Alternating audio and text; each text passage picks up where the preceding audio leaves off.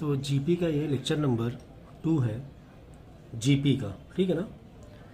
तो आपका जो सीक्वेंस एंड सीरीज़ 2 पार्ट में डिवाइड है, एक एपी और एक जीपी। और एपी में 2 पार्ट है, मतलब एपी के क्वेश्चंस हैं, बाद में अरिथमेटिक मीन के भी क्वेश्चन है एपी में ही।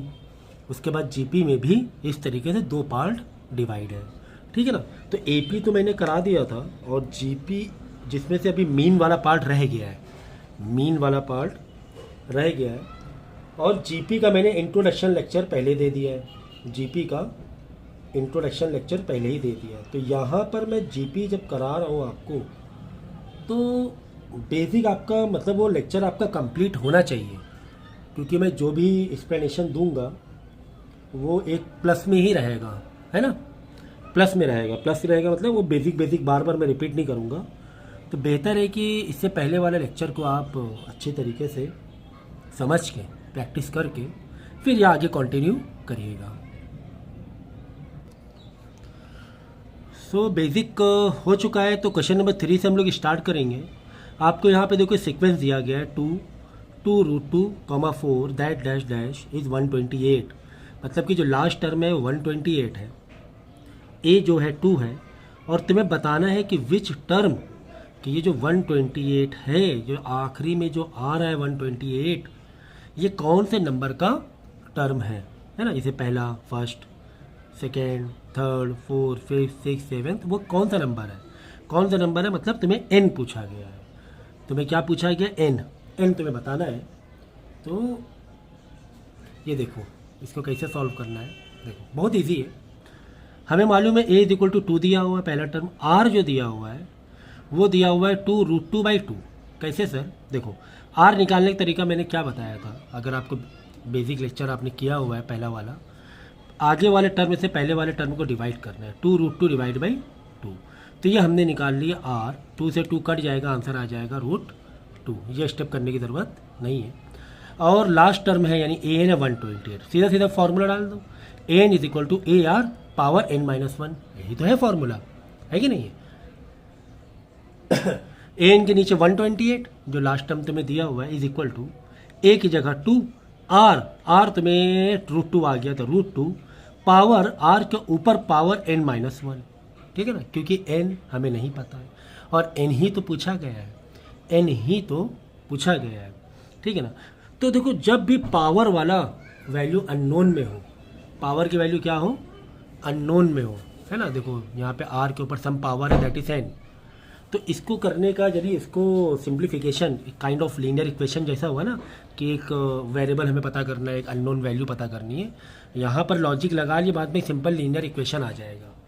तो याद होगा जिस तरीके से हम लोग इक्वल टू में यानी कि इक्वेशन में प्लस का माइनस करते हैं, माइनस का प्लस करते हैं अदर साइड भेजने पर, डिवाइड का मल्टीप्लाई, मल्टीप्लाई का डिवाइड, इसी तरह लीनियर इक्वेशन में अगर हम दोनों साइड बेस सेम कर दें, अगर दोनों साइड बेस सेम कर दें तो पावर भी आपस में इक्वल हो जाती है। यहाँ पे ये दिमाग लगाना है तुम्हें।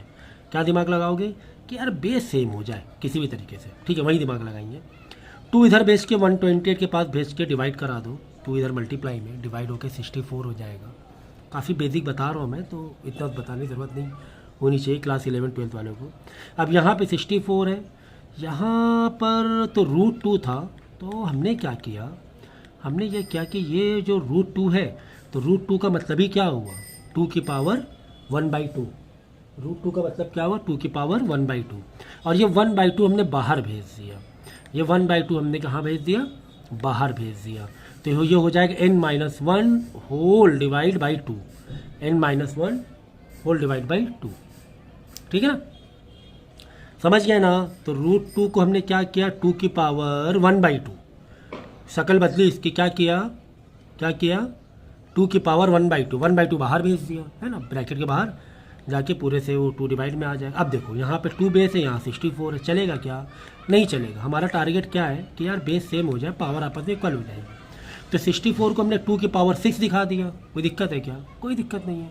2 की पावर 6 मतलब ही 64 होता है। अब देखो 2 सेम हो गया, हाँ सर सेम हो गया, यानी कि n-1/2, n-1/2 इसकी पावर इक्वल हो जाएगी, 6 हो जाएगा, और यहाँ से हम n की वैल्यू निकाल लेंगे। तो 13 टर्म आपका आंसर आ गया। सो ठीक इसी तरीके से बाकी के भी वैसे ही है, आपको टर्म ही पता करना है, ठीक है ना। तो मैं इसका सॉल्यूशन भेज दूंगा, कॉन्सेप्ट वही है बिल्कुल जैसा अभी मैंने पहले वाला बताया। तो बाकी के मैं सॉल्यूशन भेज दूंगा, आप देख के ही समझ लोगे, इसका भी सेम वैसे ही है, ठीक है ना। इसमें भी देखो वही कहानी है, विच टर्म ऑफ सीरीज़, इसमें भी सेम कहानी है, इसमें भी सेम कहानी है कि 729 कौन सा टर्म हो रहा है। तो n यानी पावर जो रहेगा, तो मैं पावर में को पता करने के लिए बेस को सेम करना पड़ेगा, बेस सेम नहीं है तो करना पड़ेगा। तो 729, चलो फोर्थ वाला मैं दिखा देता हूँ कि इसके बेस को किस तरीके से किया गया है सेम। कहीं ना कहीं तो जो ट्रिकी होगा वो बेस को सेम करना ही होगा। देखो तुम्हें ये क्वेश्चन दिया था 3 माइनस कॉमा -3 की √3 + 9 dot dot dot dot is 729। तो ए दिया हुआ है 3, an यानी लास्ट टर्म दिया हुआ है 729, r this divide by this, तो दिस डिवाइड बाई दिस, आगे वाला डिवाइड बाई पहले वाला। सो 3 से 3 कट गया तो आ जाएगा -√3, 3 से 3 कट जाएगा, आएगा ये वाला स्टेप करने की ज़रूरत नहीं है, 3 से 3 कट जाएगा -√3 आ जाएगा, ठीक है ना। और फार्मूला लगा लो, जीपी का फार्मूला लगा लो, जीपी का फार्मूला लगा लो, n = ARn-1 power n-1, an पता है, a पता है, r पता है, n-1 नहीं पता सर, n ही तो पता करना है। तो 3 इधर बेच के डिवाइड करेंगे, 243 हो जाएगा। 243 को 3 की पावर 5 दिखा सकते हैं, 3 की पावर 5 दिखा सकते हैं। यहाँ पर -√3 की पावर n-1, तो -√3 बेस तो सेम नहीं दिख रहा है, तो बेस को सेम कर लो, बेस को सेम कर लो। या तो आप ये तरीका कर सकते हो, यहाँ पे अंडर रूट जो 3 है उसका पावर 1/2 बाहर लगाओ, ऊपर इसके 3 के ऊपर 1/2 और 1/2 को बाहर भेज दो, है ना। ऐसा भी कर सकते हो, ऐसे ही कर सकते हैं कि नहीं कर सकते हैं। हम क्या करेंगे, √3 को पावर क्या लगा देंगे, 1/2 कर देंगे, ठीक है ना। या फिर दूसरा तरीका ये भी है कि ये जो 3 है, 3 को √3 रख लो, मतलब माइनस प्लस कोई दिक्कत नहीं है, अगर इवन में पावर हो रही तो माइनस प्लस की कोई दिक्कत नहीं है।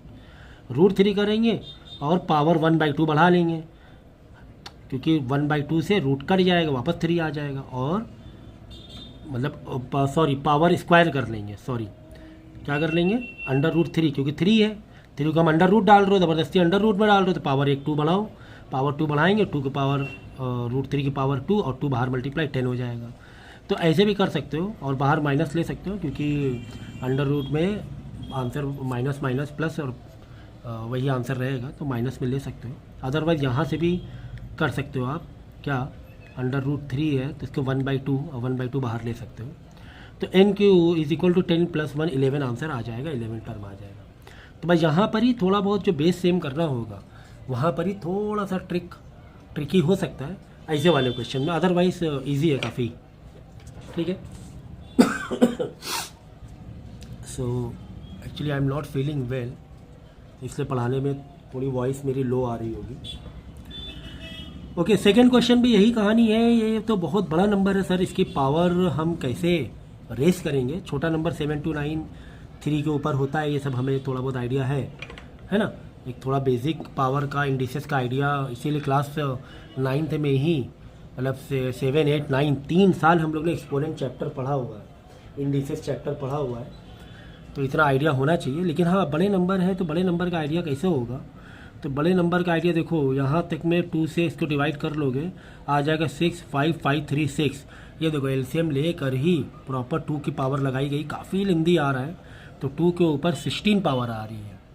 और यहाँ पर 4 है तो 4 मतलब 2 की पावर 2, और 2 बाहर भेज देंगे तो 2n, ठीक है। तो देखो इतना, जैसे यहाँ पर थोड़ा स्टेप किया गया ना, इतना करने की ज़रूरत नहीं है, आप सीधा सीधा करो ऐसे। देखो 2 की पावर 16 है ना, यहाँ पे 4 है, 4 को क्या करो 2 की पावर 2 भेज कर दो, 4 को क्या लिख दो 2 की पावर 2 बाहर भेज दोगे, तो 2 जब बाहर आएगा तो 2n-2 हो जाएगा, याद रखो 2n-2, क्योंकि ब्रैकेट के अंदर और बाहर आपस में मल्टीप्लाई होते हैं, दोनों से मल्टीप्लाई करना पड़ेगा। तो 2 सेम हो जाएगा, 16 = 2n-1 आ जाएगा, 16 = 2n-2 आ जाएगा। बाद में n की वैल्यू निकाल लेना, ठीक है ना।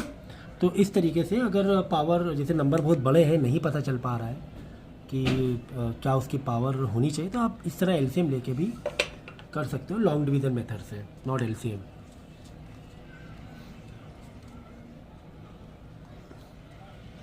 ठीक है, तो ठीक इसी तरीके से नेक्स्ट क्वेश्चन तुम्हारा था question number 5, determine the 12th term of GP.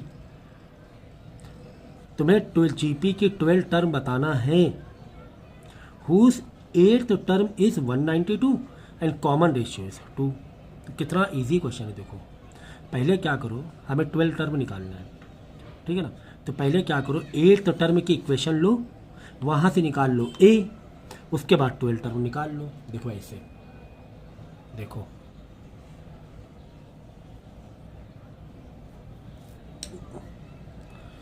देखो आर क्या दिया हुआ है। अगर 8th टर्म की बात करेंगे, 8वां टर्म कितना है, 192 है, मतलब लास्ट टर्म 192, 8वें का भी लास्ट ही समझो 192 है। आर कितना दिया हुआ, 2, इट इज़ गिवन, ये गिवन पूछा गया तुम्हें 8 12, कोई बात नहीं। हम जो हमारे पास इन्फॉर्मेशन होती है उसके थ्रू हम जाते हैं। हमारे पास ये इन्फॉर्मेशन थी, हमने फॉर्मूला डाला A N is equal to A R power n minus 1। A कितना है, 192 है। ए तो नहीं पता है, अगर ए मालूम पड़ जाए तो 12 टर्म ना निकाल लें हम लोग। आर कितना है, 2, इट इज़ गिवन। एन कितना है, 8, क्योंकि 8 तो टर्म है, 8 माइनस 1 7, कुल मिला के हमने यहाँ पे ए 3/2 निकाल लिया। अब हमें क्या करना है, अब हमें करना है तो ए 12 निकालना है, तो A 12 is equal to A R n minus 1। तो 12 टर्म निकालना है, तो एन में क्या डालेंगे, 12 माइनस 1 11, ए की जगह 3/2 और आंसर निकाल लेंगे। आई बात समझ में। तो ये इस तरह क्वेश्चन कि इन्फॉर्मेशन किसी और की दी गई, पूछा कोई और टर्म दिया हो, तो जिसकी इन्फॉर्मेशन गिवन होती है वहाँ से और फर्दर इन्फॉर्मेशन, फर्दर डेटा निकालने की कोशिश करते हैं, फिर हम लोग अपना मेन क्वेश्चन को पूरा करते हैं। क्वेश्चन नंबर 6, इन ए जीपी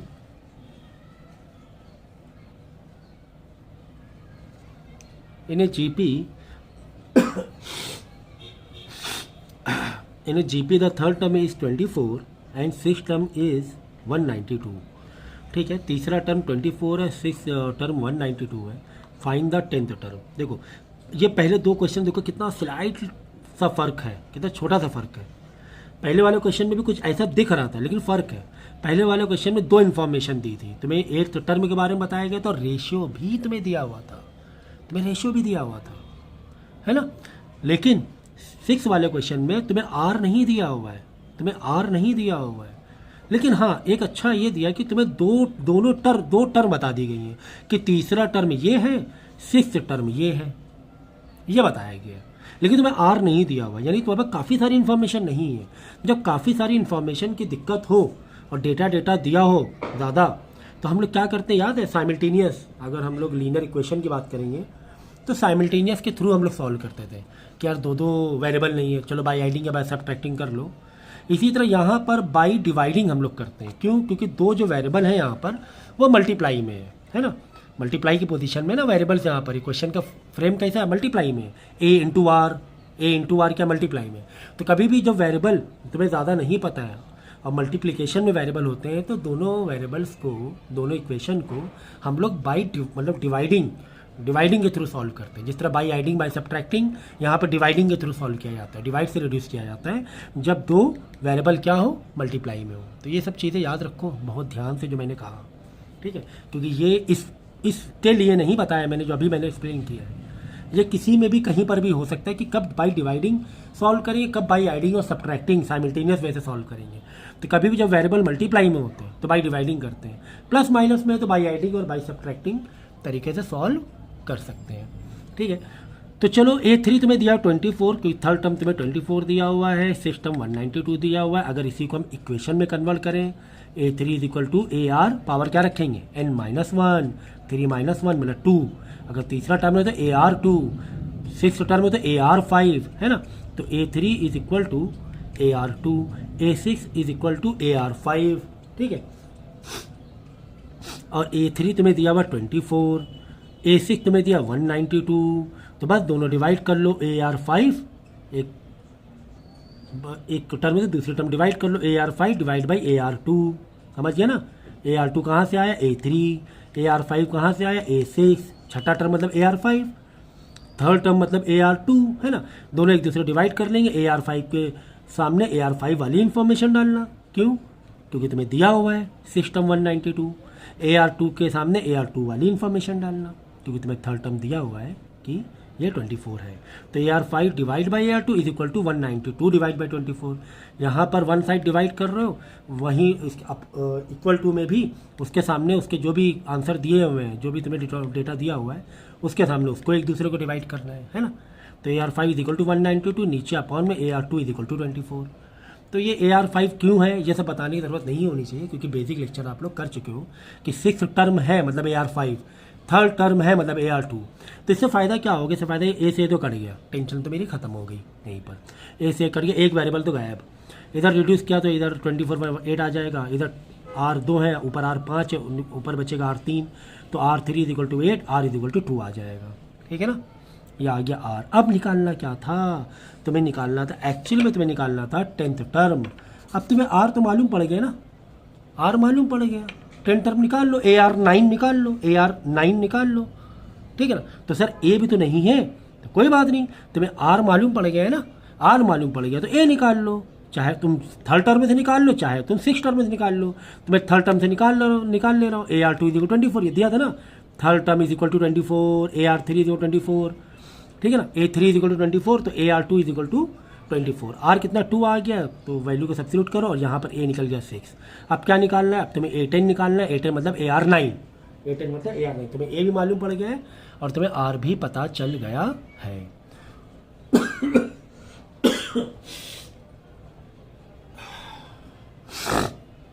अब देखो क्वेश्चन नंबर 7 देखेंगे हम लोग।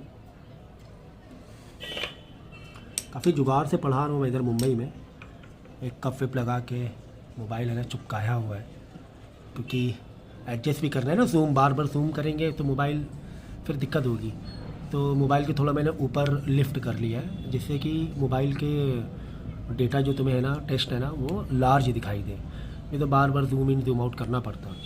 अब पहले तो जूम कर लेते तो पेज ओवर लार्ज दिखता, पीछे का पेज, समझ रहे हो। तो इस तरीके से सेटिंग की हुई है। So now question number 7, find the number of terms of a GP, find the number of terms, ठीक है ना, number of terms of GP whose first term is 3/4, common ratio is 2 and the term last term is 3/4। कुल मिलाकर last term 3/4 आखिरी term है ना, कोई भी टर्म आखिरी होता है तो वही नंबर ऑफ टर्म हो जाता है टोटल, जैसे कि 1 2 3 4 5 6 7 8 9 10 11, समझो 11 नंबर पे आ गया। इसी तरह 3/4 कौन सा टर्म है, कुल मिला के पूछा गया है कि 3/4 मतलब n क्या है, n 3/4 क्या है। ठीक है, तो काफ़ी इन्फॉर्मेशन है तुम्हारे पास, काफ़ी इन्फॉर्मेशन है। तुम्हें A भी दिया हुआ है, तुम्हें R भी दिया हुआ है, तुम्हें 3/4 AN यानी कि L लास्ट टर्म भी दिया हुआ है। तुम्हें n ही तो निकालना है, वही पावर वाला ट्रिकी वाला मैंने बताया था आपको।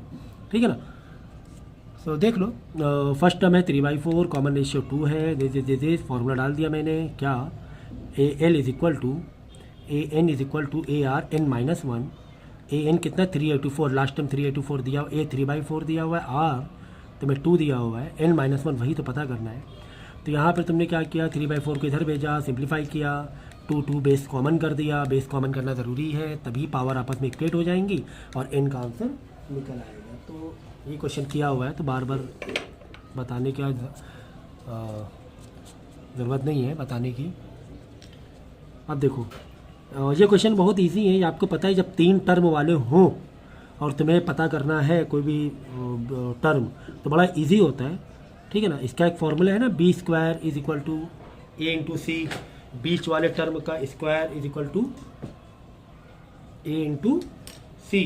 तो बस बीच वाला टर्म मतलब x है, x का square is equal to -2/7 into -7/2। Last में स्क्वायर हटा के उधर अंडर रूट डाल देना, आंसर आ जाएगा पहला वाला क्वेश्चन का, है ना। इजी है कि नहीं है, ये तो काफ़ी इजी था, समझ गया ना।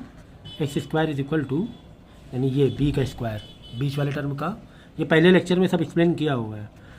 तो a मतलब पहला वाला टर्म इंटू 3rd वाला टर्म, आंसर निकाल लेना। तो ये भी वही है और ये भी वैसा ही है, थोड़ा बहुत आइडेंटिटीज़ का ही खेल है। तो आइडेंटिटीज़ तो आती ही आप लोगों को। x+3 का whole square is equal to x into x+9, x+3 का whole square is equal to x into x+9। ठीक है, तो एक्स तुम्हें निकालना है, जहाँ जहाँ तुम्हें एक्स मिले उसकी वैल्यू निकाल लो। क्वेश्चन नंबर 9 देख लो। If the 4th and 7th and 10th term of GP are x, y, z respectively, prove that x, y, z in GP। कह रहा है कि अगर x 4th टर्म है, y 7th टर्म है, z 10th टर्म है, ठीक है, तो तुम्हें प्रूव करना है क्या ये जीपी में है। चलो हाँ, ये क्वेश्चन नया है आप लोगों के लिए, इसको मैं एक्सप्लेन करूँगा। क्वेश्चन नंबर 9 को देखो, तुम्हें क्या बोला गया था, तुम्हें ये बोला गया था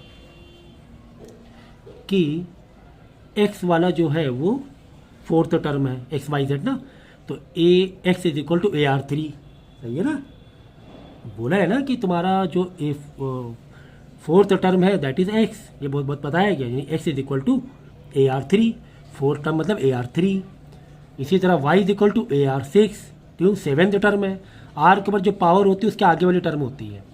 z is equal to 10th term है AR9, तो x is equal to AR3, y is equal to AR6, z is equal to AR9। Okay, अब हमें पता है कि इक्वेशन जब हमारे पास वेरिएबल कम हो, जब हमारे पास मल्टीप्लाई या डिवाइड कुछ इस तरीके से हम लोग सॉल्व करेंगे। तो हम लोग क्या करेंगे, हमने क्या किया कि x और z को मल्टीप्लाई करा लिया, यानी AR3 into AR9, x into Z is equal to AR3 into AR9, simplify किया तो यह आ गया a की पावर 2, r की पावर 12, 2 बाहर कॉमन निकाल लो, a r की पावर 6 की होल पावर 2 आ गया। ठीक है ना। अब एक्स जेड का आंसर तो यह आ गया, एक्स और जेड। हमें पता है कि अगर कोई 3 टर्म जीपी में होते हैं तो बीच वाला टर्म का square is equal to middle term का स्क्वायर इज इक्वल टू इन दोनों के मल्टीप्लाई के बराबर होता है। तो हमने वही क्या किया, एक्चुअली वही फॉर्मेट लगाया, y का स्क्वायर इज इक्वल टू यानी AR6 की power 2 is equal to AR3 into AR9। तो AR3 इंटू AR9 आंसर निकाल लिया। अब y का स्क्वायर का आंसर निकाल लेंगे, तो y का स्क्वायर का आंसर क्या आएगा, देख लो। y का स्क्वायर का आंसर आ रहा है AR6, सेम आ रहा है आंसर, देखो AR6 का स्क्वायर, देखो सेम आंसर आया कि नहीं आया, समझे। अगर कोई 3 टर्म क्या है सीक्वेंस में है, जीपी में है, तो मिडल टर्म का स्क्वायर यानी AR की पावर 6 का whole square is equal to AR3 into AR9। तो AR3 इंटू AR9 क्या, सेम आ गया y का स्क्वायर, है ना, यानी कि यहाँ जीपी में है। अगर ये ट्रू हो रहा है तो जीपी में है, समझ गया ना। y का square is equal to x into z, तो y का स्क्वायर का आंसर और x इंटू जेड का आंसर सेम आ रहा है। ठीक है, तो क्वेश्चन नंबर 10 भी कुछ उसी तरीके का बेस लग रहा है।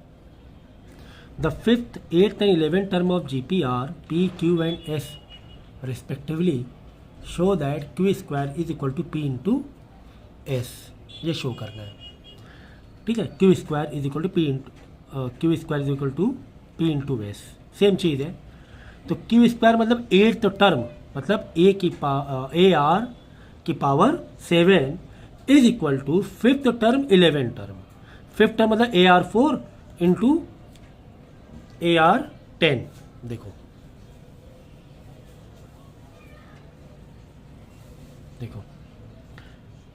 क्या बोला गया, 5th, 8th and 10th term, 11th term. तो 5th टर्म मतलब AR4 दैट इज P, बोला गया P है। 8th टर्म मतलब AR7 that is Q, and 11th term मतलब AR10 दैट इज S। तो PQS अगर ये जीपी में है तो मैं शो करना है Q square is equal to P into S। तो Q का स्क्वायर मतलब AR की पावर 7 का square is equal to A into R की पावर 4 मल्टीप्लाई मतलब P into S into A R की पावर 10, है ना। तो P इंटू S देख लो कितना आ रहा है, P इंटू S कितना आ रहा है, AR7 की पावर 2 आ रहा है ना। और 2 दोनों कॉमन बाहर निकाल लिया और इन दोनों को मल्टीप्लाई किया, P इंटू S, ये आंसर आ गया। और Q का स्क्वायर में भी यही आंसर आएगा, मतलब कि हाँ ये हमने प्रूफ कर दिया कि PQS जीपी में है। ठीक है ना। क्वेश्चन नंबर 11 भी इसी बेस पर है। नहीं, इसको मुझे एक्सप्लेन करना पड़ेगा। क्वेश्चन नंबर 11 देखो, लिखा हुआ है कि if A B C are in GP, अगर जीपी में है तो हमें शो करना है ए का स्क्वायर कॉमा बी का स्क्वायर कॉमा सी का square are also in GP. मतलब अगर ये जीपी में है तो इनके स्क्वायर भी जीपी में ही होंगे। एग्जाम्पल के तौर पे मैंने अगर बताया कि 248 इस क्वेश्चन के लिए 248 जीपी में है तो इनका स्क्वायर यानी 2 का स्क्वायर 4, 4 का स्क्वायर 16, 8 का स्क्वायर 64 भी जीपी में ही होंगे। ये बात सच है, चाहो तो करके देख लो। देखो ये तो जीपी में है, 4 डिवाइड बाई 2, 8 डिवाइड बाई 4 2। ये भी देख लो, 16 डिवाइड बाई 4 4, 64 डिवाइड बाई 16 भी 4 आंसर आएगा, है ना। मतलब जीपी में होता है, लेकिन हमें ए बी सी यानी वेरिएबल के थ्रू प्रूफ करना है। ठीक है, चलो तो इजी है ये भी क्वेश्चन। बस ये क्वेश्चन थोड़े नए टाइप के, इसलिए जस्ट माइंड में क्लिक नहीं हो रहा होगा, लेकिन जब इसके सॉल्यूशन देखोगे, सॉल्यूशन देख के ही क्वेश्चन समझ में आ जाएंगे। ये ऐसे क्वेश्चन है। देखो ए बी सी जीपी में है, मतलब B square is equal to A C हम लोग कर सकते हैं। ठीक है, कर दिया। दोनों साइड क्या मार देंगे, स्क्वायर मार देंगे। दोनों साइड स्क्वायर मार देते क्या आ गया, बी की पावर 4, इधर आ गया ए की पावर 2 एंड सी की पावर 2। ठीक है, 4 बी में से 2 बी इधर भेज दिया और 2 ए इधर भेज दिया। यहाँ हो गया बी का square upon A square is equal to यहाँ हो गया सी का स्क्वायर अपॉन बी स्क्वायर। हो गया कि नहीं हो गया। तो इसका मतलब ये समझ में आया जब हमने डिवाइड करके देखा तो A square B square and C square are in GP. हुआ कि नहीं हुआ भाई।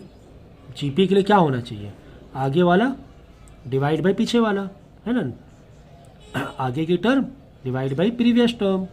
तो बी का square upon A square is equal to C का स्क्वायर अपॉन बी स्क्वायर होना चाहिए। ठीक है ना, रेशियो कॉमन होना चाहिए। तो रेशियो कॉमन आ तो गया इसी के थ्रू। देखो बी का square upon A square is equal to C का स्क्वायर अपॉन बी। देखो बी का square upon A square is equal to C का स्क्वायर अपॉन बी स्क्वायर। आ गया कि नहीं आ गया, आ गया ये। ठीक है, तो मैं पहले बता रहा हूँ, फिर से रिमाइंड करा रहा हूँ। एक नंबर कम करके मैं फिर से रिमाइंड करा रहा हूँ आप लोगों को। पहला वाला लेक्चर बहुत अच्छे से 2 से 3 बार देख लेना, तो छोटे छोटे स्टेप्स तुमको जो मैं डायरेक्ट समझा रहा हूँ समझ में आ जाएगा। Question number 12, A B C are in A P. A P A P A P याद रखो, यहाँ ए पी दिया हुआ है। तो हमें शो करना है 3 की पावर ए, 3 की पावर बी, 3 की power C are in G P. ठीक है ना। कोई अगर नंबर ए पी में है तो उन्हीं नंबर को सेम बेस कर दें, पावर यही वाले पावर दे दें जो ए पी है, तो वो जी पी में कन्वर्ट हो जाएगा। ऐसा बताया गया है एग्जाम्पल के तौर पे। 248 जी पी में है, होगा ना जी पी में 248। तो यहाँ पे 3 की पावर 2, 3 की पावर 4 और 3 की पावर 8 जब तुम सॉल्व करोगे और फिर डिवाइड करके देखना तो रेशियो सेम आएगा और जीपी में दिखाई देगा। बट हमें यहाँ पे वेरिएबल के पॉइंट ऑफ व्यू से प्रूफ करना है, एग्जाम्पल के पॉइंट ऑफ व्यू से नहीं कर सकते हैं, वेरिएबल के पॉइंट ऑफ व्यू से करना है प्रूफ। देखो A B C are in A P, जब कोई ए पी में होता है तो हम उसको किस तरीके से इक्वेट कर सकते हैं, याद रखना। फॉर ए पी तो 2b यानी कि 2 into middle term is equal to पहला टर्म प्लस थर्ड टर्म। ये होता है एपी का फॉर्मूला। अगर एपी में कोई 3 नंबर है तो क्या होता है 2b मतलब 2 into middle term is equal to A plus C. और जीपी के लिए b का स्क्वायर मतलब मिडल टर्म का स्क्वायर पहला इज इक्वल टू पहला टर्म इंटू तीसरा टर्म, वो होता है जीपी का। तो एपी का याद रखना। ओके, अब हम क्या करेंगे, क्योंकि हमारे पास जो इन्फॉर्मेशन गिवन है वो तो मैंने इतना सॉल्व कर लिया। अब हमें ये दिखाना है कि 3 की पावर ए, 3 की पावर बी और 3 की पावर सी क्या है, जीपी में है। ठीक है, तो दोनों साइड तो हमें अगर ये जीपी में है तो ठीक है, हम क्या करेंगे, मिडल टर्म का स्क्वायर इज इक्वल टू क्या होना चाहिए, पहला टर्म इंटू तीसरा टर्म होना चाहिए। पहला टर्म भी वही किया हमने, 3b का square is equal to 3a into 3c।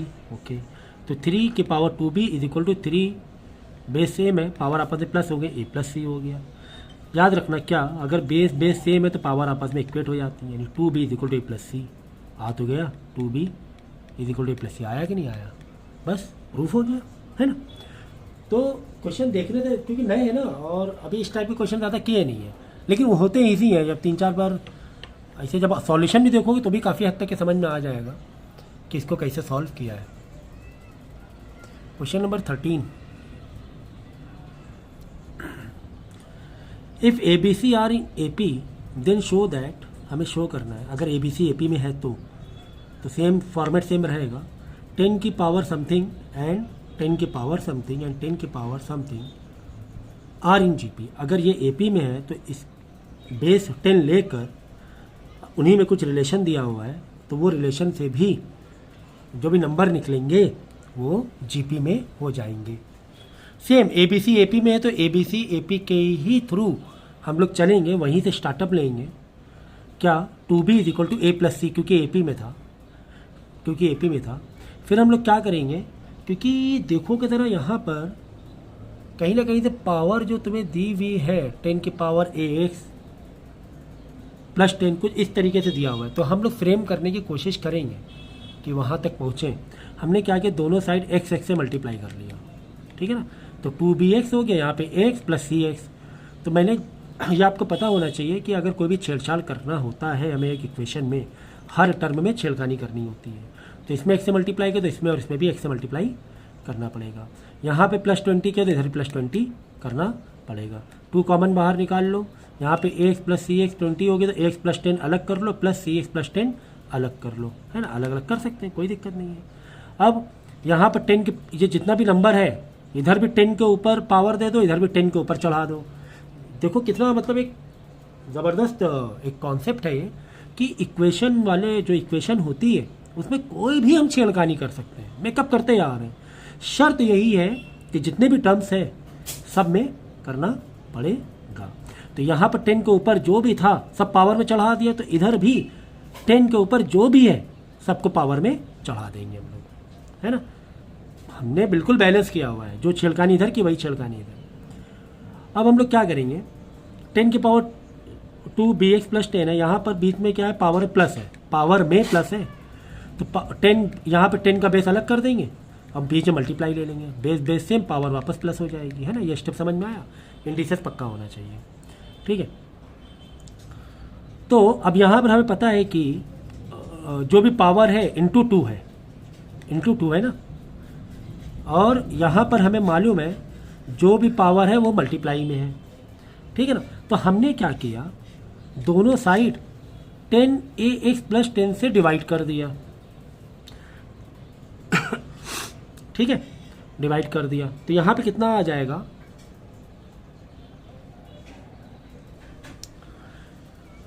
यहाँ पे देखो पावर कितनी है, डबल में है, मतलब 2bx प्लस 10 है, तो 2bx प्लस 10 में हमने एक bx प्लस 10 इधर भेज दिया और इधर 10ax प्लस 10 तो एक इधर भेज दिया, ठीक है ना।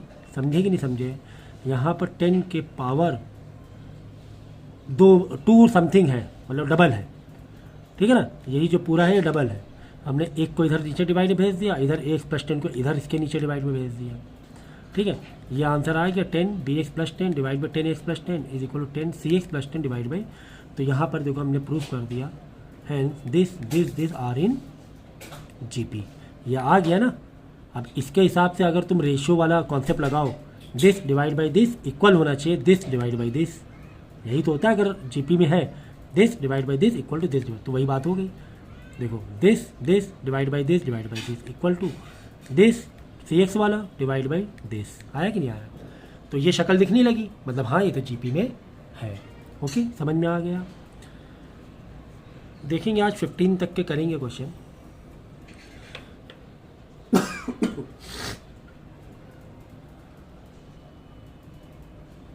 क्वेश्चन नंबर 15 दिया, if k 2k plus 10 if k 2k plus 2 comma 3k plus 3 are in GP then find the common ratio of GP. तो ये तो यार काफ़ी इजी था, इसको तो मुझे सॉल्यूशन दिखाने की ज़रूरत नहीं है।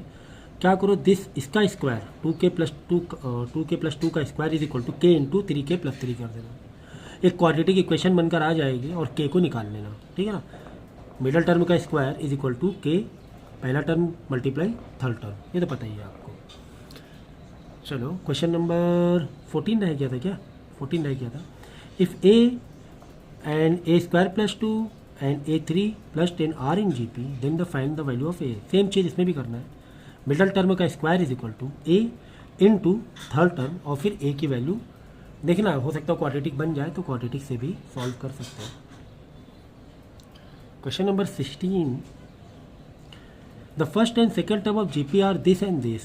पहला टर्म यानी ए दिया हुआ है एक्स माइनस 4, सेकेंड मतलब A R is equal to x m दिया हुआ है। If a term is x52 then find the value of m।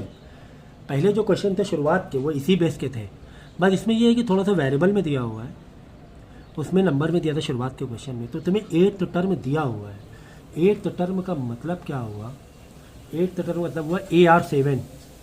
AR7 तुम्हें दिया हुआ है x50 पावर 52, ठीक है ना। AR7 तुम्हें दिया हुआ है। और क्या दिया हुआ तुम्हें? ए दिया हुआ है। ए दिया हुआ है एक्स की पावर -4 और ए आर तुम्हें दिया हुआ है एक्स की पावर m। सही है, ये सारी इंफॉर्मेशन तुम्हारे पास है और वैल्यू तुम्हें m की पता करना है। वैल्यू तुम्हें किसकी पता करना है? m की पता करना है, ठीक है। तो काफ़ी सारे तुम्हारे तरीके हैं यहाँ पर इसको सॉल्व करने के। तुम क्या करो मालूम है, इन दोनों को डिवाइड कर दो, क्योंकि यहाँ पर ए आर है, यहाँ पर एक्स है और बाकी कोई वेरिएबल नहीं, दो ही वेरिएबल अननोन है। क्या दो वेरिएबल?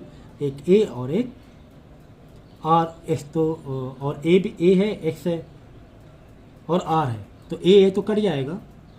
ए हो तो रिड्यूस, दोनों एक दूसरे को डिवाइड करोगे ना, कट जाएगा, ठीक है। चलो देख लो सॉल्यूशन, क्योंकि मेरे पास अभी पेज नहीं है पूरा कि मैं करके दिखाऊं। देखो कौन वाला था? 16 था ना। देखो वही क्या है, यहाँ पर हमने डिवाइड करके आर की वैल्यू निकाल ली। ए आपस में रिड्यूस हो जाएगा। आर की वैल्यू आ गई एक्स की पावर m+4। अब तुम्हें दिया हुआ है AR7 एक्स की पावर 52, ये तुम्हें दिया हुआ है। AR7 is equal to x की पावर 52, जिसमें आर तुम्हें पहले से मालूम पड़ चुका है। इस आर की जगह तुम इसकी वैल्यू डाल दोगे, ये वाली आर जो निकला है डाल दिया। ए की जगह ए तुम्हें दिया हुआ है, एक्स की पावर -4 दिया हुआ है, ठीक है ना। तो अब पूरे में तुम बोलोगे सर इसमें तो m और x दोनों नहीं मालूम है। अरे भाई x और यहाँ पर x बेस सेम हो जाएगा तो पावर को आपस में इक्वेट कर दो। जब पावर को आपस में इक्वेट करोगे सिर्फ m ही नहीं पता होगा, बाकी तो x तो हट जाएगा ना। बेस सेम कर देना, x रख देना सिर्फ, बाकी सब x के ऊपर पूरी पावर चढ़ा लेना ऊपर। इंडिसेस का बहुत अच्छा था, ये तुम्हें होना चाहिए। इंडिसेस प्रैक्टिस कर लेना प्लीज़। तो इसके आगे बताने की ज़रूरत नहीं होनी चाहिए कि पावर को कैसे, इंडिसेस को कैसे सॉल्व करना है, ठीक है। Find the question number 17, find the geometric series whose fourth term is 54। मतलब AR3 तुम्हें 54 दिया हुआ है एंड द 17 इज, देखो यार ये तो शुरुआत के क्वेश्चन है, ठीक है ना। 7 टर्म मतलब AR6 तुम्हें दिया हुआ है 1458, दोनों एक दूसरे को डिवाइड करना, ए कट जाएगा, आर बचेगा, आर का आंसर निकाल लेना। जब आर का आंसर आ जाए फिर ए निकाल लेना, कोई भी एक इक्वेशन में आर की वैल्यू डालकर ए निकल आएगा, फिर ए आर निकाल लेना, फिर ए आर की पावर 2 निकाल लेना, 3-4 टर्म निकाल लेना, ज्योमेट्रिक सीरीज आ जाएगी। ज्योमेट्रिक सीरीज आ जाएगी, ठीक है। सो नेक्स्ट 20 तक कर लें क्या? The fourth term of GP is square of its second term and the first term is -3। Determine is 7 term. तुम्हें 7 टर्म पता करना है, वो तो पता हो जाएगा। पहले तो जो डेटा दिया होता है उसको तुम्हें खंगालना होता है। 7 टर्म निकालने के लिए AR6 तुम्हें निकालना है, ए होना चाहिए, आर होना चाहिए। जब ए और आर नहीं मालूम है तो कैसे निकालोगे? तो यहाँ से जो इन्फॉर्मेशन गिवन है वहाँ से पता करेंगे हम लोग। तो क्या बोला गया है कि फोर्थ टर्म ऑफ इस फिर GP is square of its second term. Fourth term मतलब AR3 बराबर है, इक्वल है किसके? Square of its second term, यानी AR के सेकेंड टर्म AR हुआ ना के स्क्वायर के बराबर है, ठीक है, ठीक है। और फर्स्ट टर्म में क्या? -3 है। जहाँ जहाँ पे A दिख रहा है वहाँ -3 डाल लेना, आर की वैल्यू यहाँ से आ जाएगी। जब आर की वैल्यू आ जाएगी तो ए आर 6 की भी वैल्यू भी आ जाएगी, है ना। इसके मैं सॉल्यूशन दे दूँगा, समझ में आ जाएगा, वैसे समझा दिया है मैंने। The sum of first 3 terms of GP is this, ठीक है। जीपी के सम ऑफ फर्स्ट 3 जीपी के 3 नंबर 3 सीरीज को सीक्वेंस को हम सम करेंगे, यह आंसर आएगा। उन्हीं को मल्टीप्लाई करेंगे तो यह आंसर आएगा। तो मैंने ना शुरुआत के लेक्चर में कुछ कॉन्सेप्ट बताए थे जीपी के, कि जीपी में अगर 3 नंबर तुम्हें लेट करना हो तो 3 नंबर कैसे लेट करेंगे। पहला नंबर लेट करेंगे ए डिवाइड बाई आर, दूसरा नंबर करेंगे ए, तीसरा नंबर करेंगे ए इंटू आर। याद है, ये मैंने बताया हुआ है। 3 टर्म, 4 टर्म, 5 टर्म कैसे करना है। इन्हीं का सम यानी कि इन्हीं को प्लस करें तो आंसर है 39/10। दूसरा है इन्हीं को मल्टीप्लाई करें, एक तो ये हो गया, इन्हीं को मल्टीप्लाई मतलब a by r into a into r is equal to 1। ये 2 इक्वेशन तुम्हारी बनकर आ रही है ना। इन तीनों को मल्टीप्लाई करें तो ये आंसर आएगा। तो देखो सेकंड वाले टर्म से कितने अच्छे से सॉल्व हो रहा है। सेकंड वाला जो तुम्हें इन्फॉर्मेशन दिया है कि तीनों टर्म का मल्टीप्लाई प्रोडक्ट 1 है। क्यों? क्योंकि आर और आर देखो कट जाएगा, ए इंटू ए की power cube into is equal to 1, यानी ए इज इक्वल टू 1। बस खेल खत्म, पैसा खत्म। यहाँ पे ए दिख रहा है, 1 डाल देना, आर की वैल्यू निकाल लेना। जब आर की वैल्यू, बस आर ही की वैल्यू पूछा है, कॉमन रेशियो बताओ, है ना। तो कितना आसान था ये क्वेश्चन।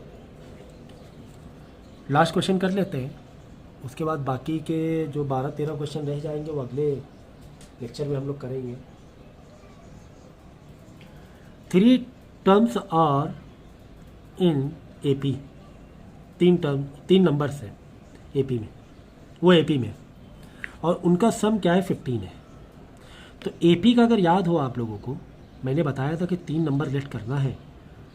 तो एक पहला नंबर करते ए माइनस डी, दूसरा नंबर ए, और तीसरा नंबर ए प्लस डी, ठीक है ना। तो एपी की प्रैक्टिस कर लेना। क्या करते हैं, ए माइनस डी पहला नंबर, सम है ना, सम, तो सम है तो प्लस लगाते जाओ, फिर a plus d is equal to 15 बता रहा है, ठीक है ना। ये एक इन्फॉर्मेशन हमारे पास आ गई है, जिसमें से डी और डी रिड्यूस हो जाएगा, ए की वैल्यू आ जाएगी 5। If 1, 4 and 19 are added to this number respectively the resulting are in GP, ठीक है। कोई बात नहीं, यहाँ पर देखो डी डी कट जाएगा, ए का आंसर आ जाएगा। जब ए का आंसर आ जाएगा इसी में अब नई इक्वेशन बना लेना, इसी में नई इक्वेशन बना लेना। 1, 4 और 19 को प्लस कर देना इसमें, लेकिन किस में रख देना, अब रख देना किस में, जीपी में। किसके रिलेशन में आ जाएगा, जीपी के रिलेशन में आ जाएगा, ठीक है ना। अगर कौन कौन से नंबर को हम प्लस कर दें, 1, 4, 19 को प्लस कर दें, ठीक है। देखो ए की वैल्यू 5 आ गई, ओके। फिर ए माइनस डी में 1 ऐड कर दें, पहले वाले टर्म में 1 ऐड कर दें, दूसरे वाले टर्म में 4 ऐड कर दें, तीसरे वाले टर्म में 19 को ऐड कर दें। तो ये किस में बन जाएगा, ये बन जाएगा जीपी में। अब क्या करो, ए माइनस डी प्लस 1, ए प्लस 4, ए प्लस डी प्लस 19। तो ए की जगह 5 डालनी, क्योंकि ए की वैल्यू आ चुकी है। तो कुल मिला के जो नया नंबर मिले हैं हम लोगों को जीपी के, एक आया 6 माइनस डी, मतलब 5 को सॉल्व करना है यहाँ पर, 6 माइनस डी, दूसरा आ जाएगा 5 + 4 9, तीसरा आ जाएगा 24 प्लस डी। ये जीपी में आ गया। अब 3 नंबर जीपी में है तो आपका एक फॉर्मूला या फिर मेथड एक्टिव हो जाना चाहिए कि 3 टर्म में होता है अगर जीपी, तो मिडल टर्म का स्क्वायर इज इक्वल टू पहला टर्म इंटू तीसरा टर्म हो जाता है, ठीक है। तो 9 का square is equal to 6 minus D multiply 24 plus D. पूरे में क्या नहीं मालूम है तुम्हें, डी नहीं मालूम है, तो डी को सॉल्व कर लेना, बस ये लो डी सॉल्व हो जाएगा। क्वाड्रेटिक वे से 2 आंसर आ जाएंगे। फिर निकालना क्या था, फाइनली निकालना था वही नंबर पता करने थे तुम्हें। तो अब क्या रह गया भाई, तुम्हें ए 5 पहले पता चल चुका है, यहाँ पे डी -21 और 3 आ जाएगा। तो बस यहीं वाले से ये जो 3 नंबर लेट किए थे, ए माइनस डी, ए प्लस डी, तो ए माइनस और डी की वैल्यू डाल देना, फिर ए मतलब 5 और ए प्लस डी फिर डी की वैल्यू डालना, 3 नंबर आ जाएंगे। तो डी की बाद 2 बार वैल्यू डालनी पड़ेगी, एक बार -21 लेके चलना और एक बार 3 लेके चलना, क्योंकि डी को हमने क्वाड्रेटिक वे से सॉल्व किया है। ठीक है। सो इस लेक्चर को 2 से 3 बार देख लेना, या एक बार देखना, 2 बार कम से कम सॉल्व करना। अभी तक तो कोई भी क्वेश्चन बहुत ज़्यादा टफ तो नहीं आया है, ठीक है ना, आराम से कर ले जाओगे।